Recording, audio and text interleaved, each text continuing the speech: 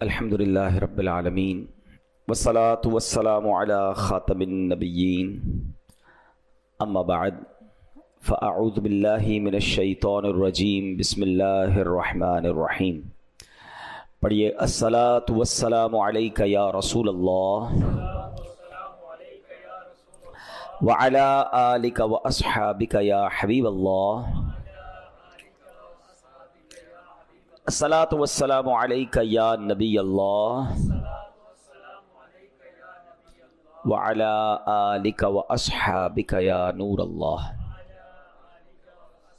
درود پاک پڑھنے کے بے شمار فضائل و برکات ہیں. کعبے کے بدر الدجا، طیبہ کے شمس الضحیٰ صلی اللہ تعالیٰ علیہ وسلم کا فرمان عالی شان ہے، جس شخص نے یہ درود شریف پڑھا اللہم صلی علی محمد وانزلہ المقعد المقرب عندک یوم القیامہ، تو اس کے لیے میری شفاعت واجب ہو گئی.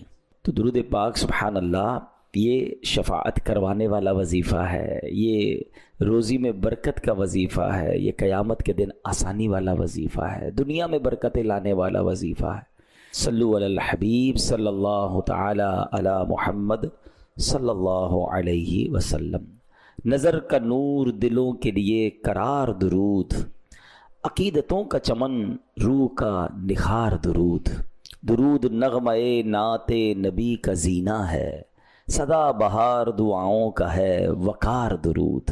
گلاب ذہن کے پردوں پہ کھلنے لگتے ہیں، زباں پہ جب بھی میری آتا ہے مشک بار درود. پھر محبت سے درود پاک پڑھ لیں. صلو علی الحبیب صلی اللہ تعالیٰ علی محمد صلی اللہ علیہ وسلم. ہم کوشش کرتے ہیں قرآن پاک کی کچھ آیتوں کی تلاوت کرتے ہیں، اس سے کچھ میسج لینے کی کوشش کرتے ہیں. قرآن پاک کی آج مختصر صورت کو سنیں گے اور اس سے ملنے والا پیغام لیں گے. سورہ معون کی آج بات ہوگی.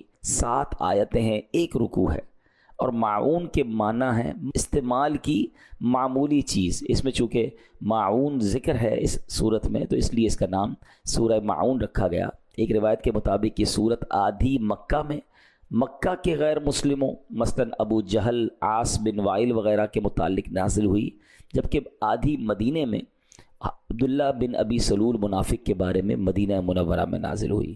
بنیادی طور پر یہ نقطہ سمجھایا گیا ہے کہ قیامت کے دن اٹھنے اور بارگاہ الہی میں پیش ہونے کا انکار ابو الخبائث یعنی برائیوں کی جڑ ہے. اس انکار کے سبب انسان برے اور گھٹیا کردار کا عادی ہو جاتا ہے. یعنی جس کو یہ ظاہر ہی نہیں کہ مرنا ہے، مرنے کے بعد اللہ کے پاس جانا ہے، اللہ کی بارگاہ میں حساب دینا، جب یہ دماغ میں نہ ہو تو یہ سب سے بڑی برائیوں کی جڑ ہے. پھر انسان کس بات کی نیکی کرے گا جب پتہ ہے حساب ہی نہیں دینا. تو کفار اس وجہ سے بہت زیادہ برائیوں میں ملوث تھے. قیامت کے دن کا یہی انکار آدمی کو ظالم بناتا ہے. جو قیامت کا انکار کرتا ہے اس کے اندر سے انسانیت مٹ جاتی ہے، وہ انسان نما حیوان بن کر یتیموں، مسکینوں اور بے سہاروں پر ظلم ڈھاتا ہے، انہیں دھکے دیتا ہے. یہی قیامت کا انکار آدمی کو ریاکار بناتا ہے. یہی قیامت کا انکار بندے کو اپنے رب کریم کا نافرمان بناتا ہے. یہی انکار کنجوس بناتا ہے. حرص و ہوس کے دلدل میں پھنس کر انسان برباد ہو جاتا ہے. اب یہ کیوں نازل ہوئی تھی یہ صورت، ہم انشاءاللہ اس کو پڑھیں گے، اور آپ میں سے کئیوں کو وہ صورت یاد ہوگی. پہلے میں تلاوت کر لیتا ہوں، پھر میں اس کا شان نزول بیان کرتا ہوں. اللہ قرآن میں فرماتا ہے بسم اللہ الرحمن الرحیم ارأیت الذی یکذب بالدین فذلک الذی یدعو الیتیم ولا یحض علی طعام المسکین فویل للمصلین الذین هم عن صلاتهم ساہون الذین هم یراؤون ویمنعون الماعون. یہ 7 آیتیں ہیں. یہ صورت کیوں نازل ہوئی، اس کا شان نزول کیا ہے، اب ذرا یہ سنیے گا کہ مکہ پاک میں ایک یتیم بچہ تھا.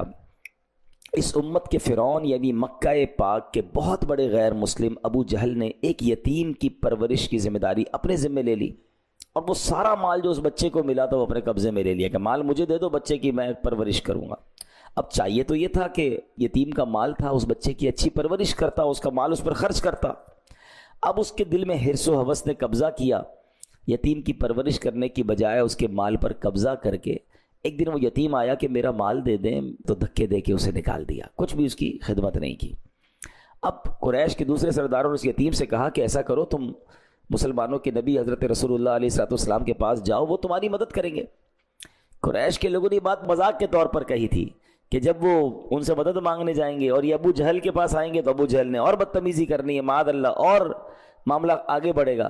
مگر انہیں کیا معلوم تھا کہ جس کے پاس بھیج رہے ہیں وہ رب کائنات کے محبوب ہیں، وہ ابرو کا اشارہ فرما دے تو دنیا ادھر سے ادھر ہو جاتی ہے. انہیں تو معلوم نہیں تھا نا، وہ اللہ کا نبی نہیں مانتے تھے. تو اب بہرحال وہ نبی پاک کے پاس وہ بچہ آ گیا. سبحان اللہ، کیا خوبصورت بات اشعار میں علماء نے لکھی نا، غم و رنج و علم اور سب بلاؤں کا مداوا ہو، اگر وہ گیسوؤں والا میرا دلدار ہو جائے، اشارہ پائے تو ڈوبا ہوا سورج برآمد ہو، اشارہ پائے تو ڈوبا ہوا سورج برآمد ہو، اٹھے انگلی تو ماہ دو بلکہ دو دو چار ہو جائے. نبی پاک کی شان. وہ یتیم بچہ چلا گیا پیارے آقا علیہ السلام کے پاس. نبی پاک سبحان اللہ سب سے محبت کرنے والے پیارے آقا ابو جہل کے گھر چلے گئے. اب لوگ انتظار کر رہے تھے کہ اب جو باتیں ہوں گی اس سے معاذ اللہ ابو جہل اور بدتمیزی کرے گا اور جھگڑا بڑھے گا. نبی پاک یتیم کی مدد کرنے ابو جہل کے گھر گئے، اور نبی پاک علیہ السلام کی جب اس کے گھر گئے تو لوگ تو سمجھے آج بڑی اکڑ دکھائے گا ابو جہل، آج بڑی بدتمیزی کرے گا. مگر جیسے ہی پیارے آقا علیہ السلام اس کے گھر گئے وہ استقبال کے لیے کھڑا ہو گیا اور فوراً یتیم کا مال لا کر اس کے حوالے کر دیا. تو ابو جہل کے ساتھی کہتے ہیں یہ تم نے کیا کیا ہے؟ ہم تو سمجھے آج بڑا جھگڑا ہوگا، ہمیں بڑا مزہ آئے گا، تم بڑی بدتمیزیاں کرو گے، اور تم نے مسلمانوں کے نبی کو ویلکم بھی کیا اور سارا مال دے دیا. تو ابو جہل کہتا ہے خدا کی قسم میں نے محمد علیہ السلام کے دائیں اور بائیں ایک نیزہ دیکھا، مجھے ڈر لگ رہا تھا اگر ان کی بات نہ مانی تو وہ نیزہ مجھے پھاڑ ڈالے گا. یہ نبی پاک کا معجزہ تھا، اس کے دل پہ روب طاری ہو گیا. حالانکہ ابو جہل نبی پاک علیہ السلام کا سب سے بڑا دشمن ابو جہل. یاد رکھیے جس طرح حضرت موسیٰ کے زمانے میں فرعون تھا نا، اس امت کا فرعون ابو جہل کو کہا جاتا ہے. بڑا تنگ کیا اس شخص نے، اس بدبخت نے، لیکن اس واقعے میں وہ بے بس ہو گیا. سبحان اللہ. تو اب ابو جہل اور اس یتیم بچے کا جب یہ واقعہ ہوا نا تو سورہ ماعون کی پہلی چند آیات نازل ہوئی. اللہ فرماتا ہے بسم اللہ الرحمن الرحیم ارأیت الذی یکذب بالدین فذلک الذی یدعو الیتیم ولا یحض علی طعام المسکین. کیا معنی ہے اس کا؟ کیا تم نے اس شخص کو دیکھا جو دین کو جھٹلاتا ہے، پھر وہ ایسا ہے جو یتیم کو دھکے دیتا ہے اور مسکین کو کھانا دینے کی ترغیب نہیں دیتا. اب یاد رکھیے گا سورہ ماعون کے 4 مین ٹاپک ہیں، 4 مرکزی مضمون ہیں. بخل یعنی کنجوسی، نمبر 2 نمازوں میں سستی اور لاپرواہی، نمبر 3 ریاکاری دکھلاوا، اور نمبر 4 دوسروں کی خیر خواہی نہ کرنا. ابھی جو بخل ہے نا، کنجوسی، یہ بہت شدید عیب ہے. اور یہ یاد رکھیے گا یہ غیر مسلموں کا انداز تھا، جو دین کا انکار کرتے تھے، مرنے کے بعد اٹھنے کا انکار کرتے تھے، ان کی عادت تھی. کیا فرمایا؟ یدعو الیتیم ولا یحض علی طعام المسکین. یتیم کو دھکے دیتا ہے اور مسکین کو کھانا دینے کی ترغیب نہیں دیتا. یعنی دین کو جھٹلانے والے شخص کا اخلاق کا حال یہ ہے کہ وہ یتیم کو دھکے دیتا ہے اور اپنے گھر والوں اور دیگر مالداروں کو اس بات کی ترغیب نہیں دیتا کہ مسکین کو کھانا کھلائے. کتنا گھٹیا درجہ ہے یہ کنجوسی کا. کوئی کتنا ہی کنجوس کیوں نہ ہو، روتے بلکتے یتیم اور بے سہارا بچے کو دیکھ کر تو بندے کو ترس آ جاتا ہے. زیادہ نہیں تو ایک آدھ وقت کا کھانا ہی اسے کھلا دیتا ہے. مگر انسان کے دل پر جب لالچ غالب ہو جائے، جب بدبختی غالب ہو جائے، تو پھر وہ یتیموں کا مال کھاتا ہے، اس کو روتے ہوئے یتیم بچے کا خیال بھی نہیں آتا. اے میرے پیارے اسلامی بھائیوں، یہ تو ابو جہل کا کام تھا نا. مگر سچ بتائیے کہ آج ہمارے معاشرے میں یہ نہیں ہو رہا؟ کیا یہ واقعات سننے کو نہیں ملتے کہ اپنے رشتہ دار، نارملی یتیم کا مال کون کھاتا ہے؟ پھر رشتہ دار ہی تو کھا جاتے ہیں. یا کوئی والد کا دوست ہوتا ہے کہ آپ فکر ہی نہ کریں، بچے کو میں نے سنبھالنا ہے، میں نے پالنا ہے، اس کا مال مجھے دے دو، ورثہ مجھے دے دو، اب میں ٹھیک کر دوں گا. بھائی کھا جاتے ہیں، رشتہ دار کھا جاتے ہیں یتیم کا مال. آپ سوچیں اس سورت کو 100 بار پڑھا ہوگا اور اللہ کفار کی عادتیں بیان فرما رہا ہے قرآن میں کہ یہ اتنے گھٹیا لوگ ہیں کہ یتیم کا مال کھا جاتے ہیں، مسکین کو کھانا نہیں کھلاتے. مگر آج کلمہ پڑھنے والا ورثے کا مال کھا جاتا ہے، بہنوں کا ورثہ لوگ کھا رہے، یتیم کا مال کھا رہے. کدھر جواب دیں گے؟ اے میرے پیارے اسلامی بھائیوں، یہاں تک علماء فرماتے ہیں کہ اگر کسی والد کا انتقال ہو، اب دیکھیں کتنی احتیاط ہے. اور اس کا ورثہ ظاہر ہے اب تو پیسے بچوں کے ہو گئے، گھر والوں کے ہو گئے، اس میں کوئی ایک نابالغ بچہ ہے، یتیم ہمیشہ نابالغ ہوتا ہے، یہ بھی یاد رکھیے گا۔ آپ کو 40 سال کا بوڑھا کہے میں یتیم ہوں، میں میرے ماں باپ انتقال کر گئے، تو پھر تو ہم تقریباً جتنے بڑی عمر کے لوگ ہیں سبھی یتیم ہیں، ہم میں سے کئیوں کے والدین چلے گئے ہیں۔ تو یتیم جب تک نابالغ ہوتا ہے وہ یتیم ہوتا ہے، یاد رکھیے گا۔ اب مثال کے طور پہ کسی کے والد کا انتقال ہوا اور اس کے بچوں میں سے کوئی ایک بچہ بھی نابالغ ہے، تو اب پیسے تو سب کے ہو گئے جو بھی انتقال ہوا اس کے، تو اب اس کے بچے ہوئے پیسوں میں سے اسی والد کے لیے یا والدہ کے لیے ایصال ثواب کا اجتماع نہیں کر سکتے، قرآن خوانی اور تیجا وغیرہ لنگر وغیرہ پہ جو خرچ ہوگا وہ نہیں کر سکتے، کیونکہ اب اس میں ایک یتیم کا مال بھی شامل ہو گیا ہے۔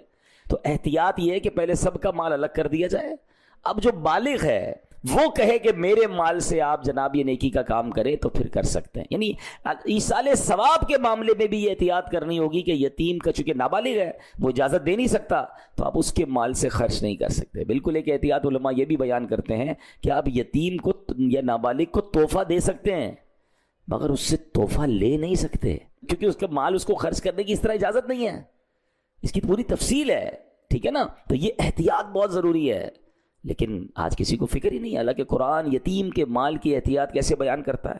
اللہ فرماتا ہے بے شک وہ لوگ جو ظلم کرتے ہوئے یتیموں کا مال کھاتے ہیں اور وہ اپنے پیٹ میں بالکل آگ بھرتے ہیں، اور ان قریب یہ لوگ بھڑکتی ہوئی آگ میں جائیں گے۔ یتیم کا مال یہ آگ بھرنا ہے، خدارا یتیموں کے ساتھ اچھا کریے۔ حدیث پاک میں آتا ہے کہ یتیم کا مال ظلمن کھانے والے قیامت میں اس طرح اٹھیں گے کہ ان کے منہ، کان اور ناک سے دھواں اٹھتا ہوگا، جس سے وہ پہچانے جائیں گے کہ یتیموں کا مال ناحق کھانے والے ہیں۔ خاندان میں چیک کیجئے، مجھے جو سن رہے ہیں، اگر کسی رشتہ دار کے کسی بچے کا، خاندان کے کسی بچے کا، اس یتیم کا آپ پر حق باقی ہے، خدا کے واسطے پورا اچھے طریقے سے ادا کر دیں، ادھر بھی مارے جائیں گے ادھر بھی مارے جائیں گے۔ اور سبحان اللہ، یتیم کی کفالت کتنی بڑی نیکی ہے۔ پیارے آقا علیہ الصلوۃ والسلام فرماتے ہیں بہترین گھر وہ ہے جس میں یتیم ہو اور اس کے ساتھ اچھا سلوک کیا جاتا ہو، اور فرمایا مسلمانوں میں بدترین گھر وہ ہے کہ جس میں یتیم کے ساتھ برا سلوک کیا جاتا ہو۔ اور سبحان اللہ، نبی پاک فرماتے ہیں جو شخص یتیم کے سر پر محض اللہ کی رضا کے لیے ہاتھ پھیرے تو جتنے بالوں پر اس کا ہاتھ گزرا ہر بال کے بدلے اس کے لیے نیکیاں ہیں، یعنی ہاتھ پھیرنے پر ہر بال پر نیکیاں ہیں۔ اور فرمایا جو شخص یتیم لڑکی یا یتیم لڑکے پر احسان کرے میں اور وہ جنت میں اس طرح ہوں گے، اپنی انگلیاں ملا کر فرمایا، یعنی آقا کے ساتھ جنت میں جانا ہے تو یتیموں کے ساتھ اچھا سلوک کرنا ہے، اور اللہ نہ کرے جہنم کی آگ کھانی ہے تو جو برا سلوک کر رہے ہیں وہ تیار ہو جائیں۔ کیسے؟ یہ تو بہت بڑی نیکی ہے۔ بلکہ اب یہ بھی میں آپ کو مشورہ دوں گا، آپ میں سے بہت سارے ایسے ہوں گے جو کہیں گے یار ہمارے خاندان میں تو کوئی یتیم نہیں ہے، اچھی بات ہے، تو پھر یہ ثواب کیسے ملے گا؟ تو ثواب یوں ملے گا آپ کسی اور خاندان کے یتیم بچے کا خیال کر لیں، ہے رشتہ داروں میں ہوتا ہے، غریب بہت سارے لوگ ہیں، تو آپ ڈھونڈیں نا، کوئی ایسی فیملی ڈھونڈیں گے جس میں کوئی یتیم ہو، آپ اس کی کفالت کر لیں، کیونکہ جنت میں نبی پاک فرما رہے ہیں اس طرح ہوں گے۔ آپ کو خوشخبری بھی دے دیتا ہوں، الحمدللہ دعوت اسلامی شہر کراچی میں اللہ کی رحمت سے اسٹیٹ آف آرٹ یتیم خانہ بنا رہی ہے، اور انشاءاللہ ان قریب اس کا افتتاح ہونے والا ہے۔ جب وہ انشاءاللہ آن ہو جائے گا ہم آپ کو بتائیں گے کہ آپ بھی یتیموں کی کفالت کر سکیں گے۔ یہ وہ نیکی ہے جو کرنی چاہیے، اور کبھی کسی جو مسکین اور یتیم ہے اس کے ساتھ برا سلوک نہ کرے۔ یہ ابو جہل کا انداز، اور ہم خود قرآن میں پڑھ رہے ہیں، بار بار سورہ معون پڑھتے ہیں کہ لعنت کی گئی جن لوگوں پر، ہم ان کا ذکر پڑھ بھی رہے ہیں، اور معاذ اللہ اگر وہ عمل ہمارے درمیان ہے تو یہ کتنی بری بات ہے۔ اچھا، یہاں جو ہاتھ پھیرنے والی بات ہوئی اس کی بڑی پیاری تفسیر مفتی احمد یار خان نعیمی فرماتے ہیں کہ جو شخص اپنے عزیز یا اجنبی یتیم کے سر پر محبت و شفقت کا ہاتھ پھیرے، اور یہ محبت صرف اللہ اور رسول کی رضا کے لیے ہو، تو ہر بال کے بدلے اسے نیکی ملے گی۔ یہ ثواب تو خالی ہاتھ پھیرنے پر ہے۔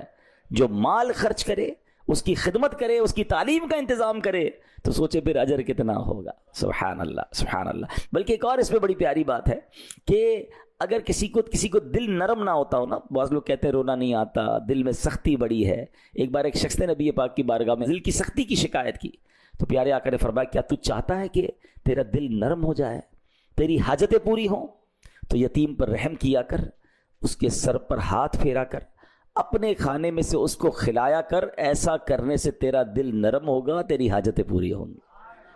جس کو لگے نا یار مجھے دعا میں رونا نہیں آتا، میرے دل میں سختی ہے، وہ نرمی نہیں ہے۔ یتیموں کے ساتھ اچھا سلوک جو ہے سبحان اللہ، یہ وہ عمل ہے جو دل کو نرم بھی کر دیتا ہے، حاجتوں کو بھی پورا فرماتا ہے۔ اچھا اس میں بڑی پیاری بات فرمائی، یہ بھی حدیث میں ہی ہے، لڑکا یتیم ہو تو اس کے سر پر ہاتھ پھیرنے میں آگے کو لا، یعنی پیچھے سے ہاتھ کو آگے لانا ہے، ایسے ہاتھ پھیرنا ہے، اور جب اس کا باپ ہو یعنی بچہ یتیم نہ ہو تو پھر ہاتھ پھیرنے میں اوپر سے لے کے گردن کی طرف سے، یتیم بچے کے لیے جو طریقہ ہے وہ یہ بتایا گیا۔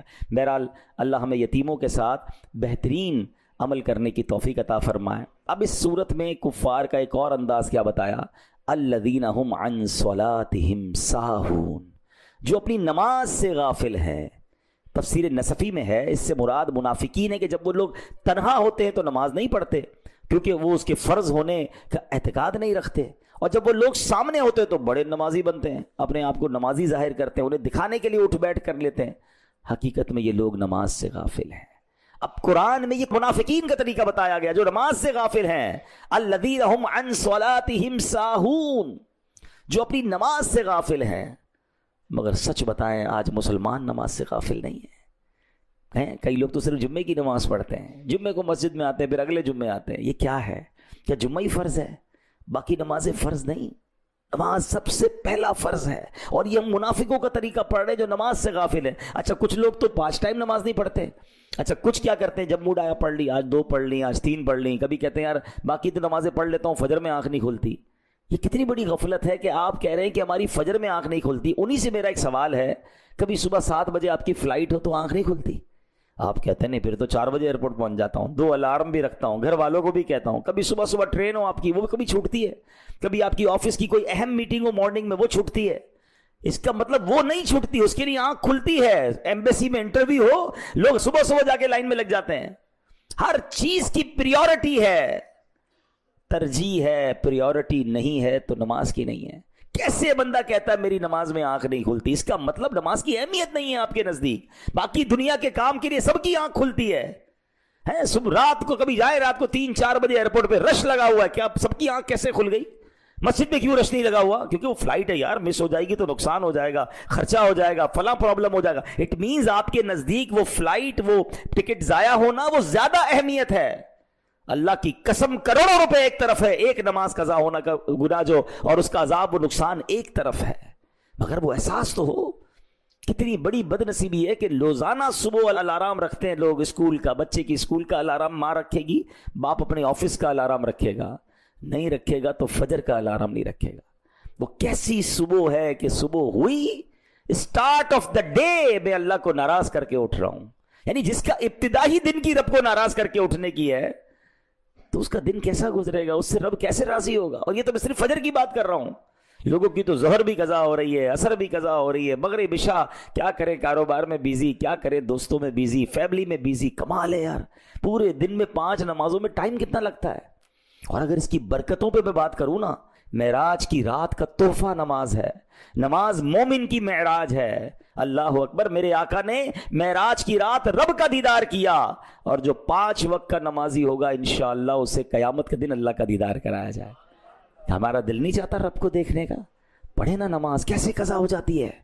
اللہ اکبر، آپ ذرا غور کریں، جو 5 وقت کا نمازی ہوتا ہے نا، وہ اکثر وقت وضو میں گزارتا ہے، ایک نماز کی تیاری کر رہا ہے، دوسری نماز کی تیاری کر رہا ہے، ایک نماز سے باہر آ رہا ہے، دوسری نماز میں، یعنی اگر آپ سوچیں کہ 5 وقت کے نمازی کا اگر انتقال ہوگا نا، کبھی نہ کبھی تو ہوگا، ہم سب کا ہوگا، تو بہت بڑا چانس یہ ہے کہ یا تو مسجد میں انتقال ہوگا، یا سجدے میں انتقال ہوگا، یا وضو میں انتقال ہوگا، یعنی کسی اچھے کام میں ہی اس کا انتقال کا چانس ہے۔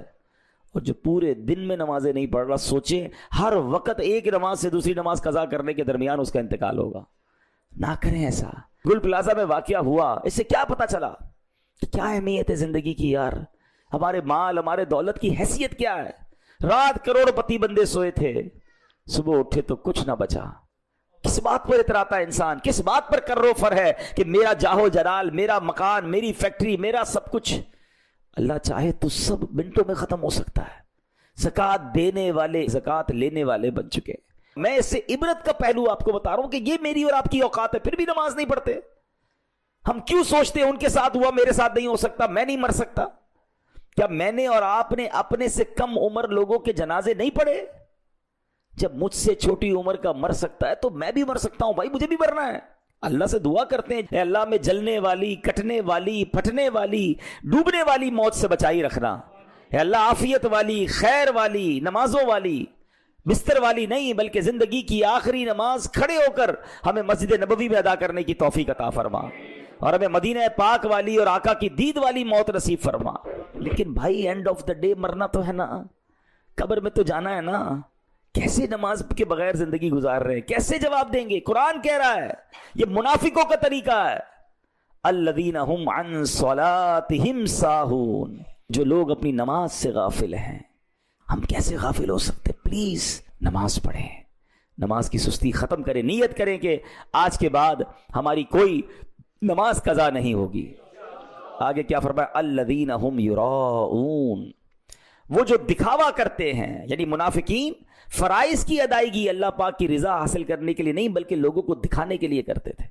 آج بھی یہ وبا عام ہے، نیکی کرنی ہے لوگوں کو دکھانا ہے، نیکی کر، پہلے کہتے تھے دریا میں ڈال، اب نیکی کر فیس بک پہ ڈال، سوشل میڈیا پہ ڈال، لوگوں کو بتانا ہے۔ ریاکاری کی تعریف ہی یہ ہے کہ اللہ کی رضا کے علاوہ کسی اور ارادے سے عبادت کرنا، یہ ریاکاری۔ لوگ مجھے نمازی کہیں، لوگ مجھے حاجی کہیں، لوگ مجھے سخی کہیں، میری واہ واہ ہو جائے، اس کا مطلب you are not making worship because of Allah سبحانہ و تعالی۔ آپ اللہ کے لیے نہیں کر رہے، آپ لوگوں کے لیے کر رہے۔ خود اپنے دل سے پوچھیں، نیکی کر کے کیوں جی چاہتا ہے کہ لوگوں کو میں بتاؤں، میں ذرا ڈالوں سوشل میڈیا پہ، پھر دیکھوں کتنے لائکس آئے، کتنے سبحان اللہ، کتنے جو بھائی۔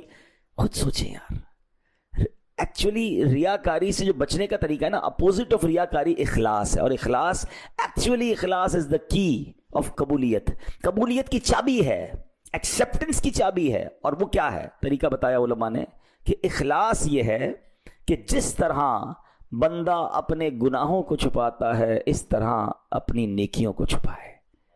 ہم میں سے کون ہے جو چاہتا ہے میرے گناہ لوگوں کو پتہ چلے؟ کوئی نہیں چاہتا۔ نیکیاں سب کو پتہ چلنی چاہیے۔ 15 سال پہلے حج کیا تھا وہ 1500 لوگوں کو بتا چکے ہوں گے، کل جھوٹ بولا تھا وہ بتائیں گے کسی کو، آج صبح موبائل پہ کچھ دیکھا تھا وہ بتائیں، وہ نہیں، وہ پتہ نہ چلے۔ 15 سال پرانا میں حاجی، میں نمازی، میں حافظ۔ میں نہیں کہتا یہ کرنا گناہ ہے، نیت سوچیں اپنے دل میں کیا ہے۔ کسی حاجی کے بارے میں سوچنے کا نہیں کہہ رہا، اپنے بارے میں سوچیں۔ ہو سکتا ہے کوئی اچھی نیت سے بتا رہا ہو، ہم کسی پر الزام نہ لگائیں، اپنے آپ کو تو چیک کریں نا، کیونکہ قرآن کہتا ہے الذین هم یراؤون، وہ جو دکھاوا کرتے ہیں۔ ہائے ہائے ہائے۔ اور اب آخری بات، قرآن کیا کہتا ہے ہمیں سمجھنا ہے، وَيَمْنَعُونَ الْمَاعُونَ، اور برتنے کی معمولی چیزیں بھی نہیں دیتے۔ معاون کا مطلب ہے معمولی استعمال کی چیزیں، مطلب یہ کہ منافقین اتنے کنجوس، بے حس اور بے پرواہ ہیں کہ اگر کوئی ان سے عام استعمال کی معمولی سی چیز بھی مانگ لے تو یہ دینے سے انکار کر دیتے ہیں۔ علماء کرام فرماتے ہیں مستحب یہ ہے آدمی اپنے گھر میں ایسی چیز اپنی حاجت سے زیادہ رکھے جن کی ہمسایوں کو ضرورت ہوتی ہے کہ انہیں ادھار دیا کرے۔